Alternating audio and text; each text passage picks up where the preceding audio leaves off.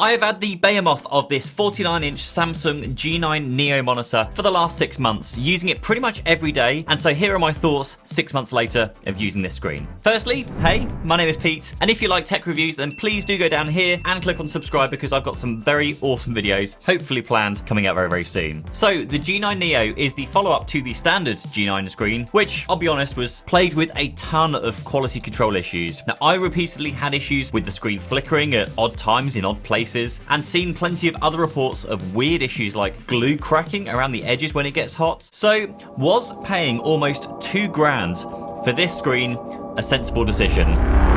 No, probably not, because $2,000 is still an insane amount of money to spend on, well, any screen. But if you've been thinking about getting one of these screens, then I would highly recommend it, because I'm yet to see anything else anywhere on the market that gets anywhere near to competing with this screen. But if you do know of something, then please do let me know down in the comments down below. I will go out and I'll buy it and I'll try it and review it on here for you. But I am happy to report that it has solved basically all of the issues that I had previously with the last generation of the screen. There is no flickering, no cracking, and the image quality is far better than the old panel, mostly due to the 2048 local dimming zones on this Quantum Mini LED display. There is one area that does still frustrate me with this screen though, and that was the decision to change the inputs on this screen from 2 display ports and 1 HDMI on the older model to 1 display port and 2 HDMIs on this G9 Neo. I just can't understand why they do this, but because of that decision, I now have to decide which one of my 2 computers I want to run at a higher refresh rate, because neither my Mac or my PC with this RTX 2080 card inside don't support HDMI 2.1, which is just crazy considering they're both relatively,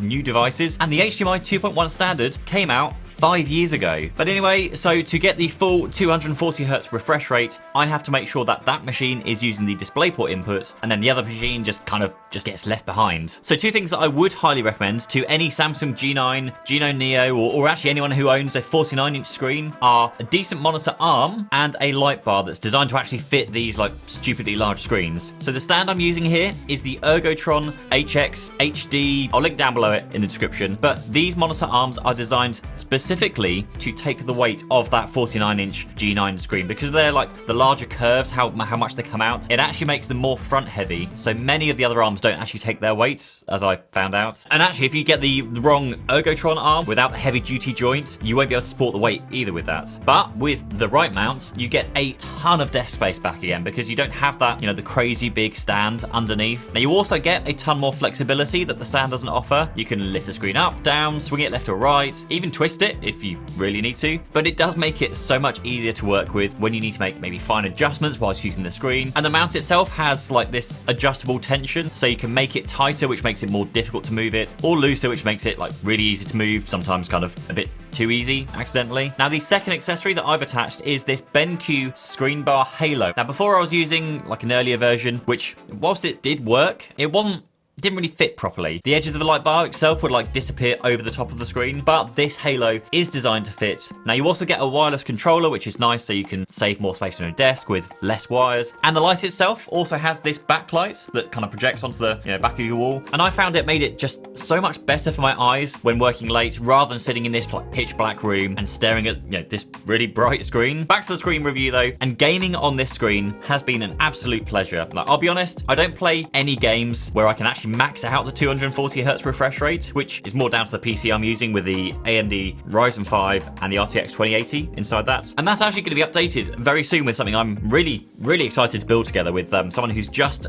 agreed to sponsor a video. So do subscribe if you want to see that one. But I have been quite surprised at the number of games which support the ultra-wide resolution very, very well. Now, of course, this is very subjective, depends on the games you play. But if you play games like Fortnite, Call of Duty, Forza Horizon, then you are in for a really good treat, because these games do support it and they work so well. You get all of the benefits of the extra space, so you can see more of your surroundings, and if your machine can handle it, you'll be able to get that 240Hz refresh rate plus that 1 millisecond response time too. The HDR works really well. You've got G-Sync, FreeSync. So this thing to me is just the ultimate monitor for gaming, yes, but also for day-to-day productivity. Now I use this every single day when scripting videos, just watching videos, doing emails, surfing the web, and just all the kind of usual things you use a computer for. And so far, the screen has not missed a beat. Could it be improved? Well, yeah, absolutely. You know, there's always room for improvement. As an Apple user, considering the new studio displays, they are 27 inches, but with 5120, which is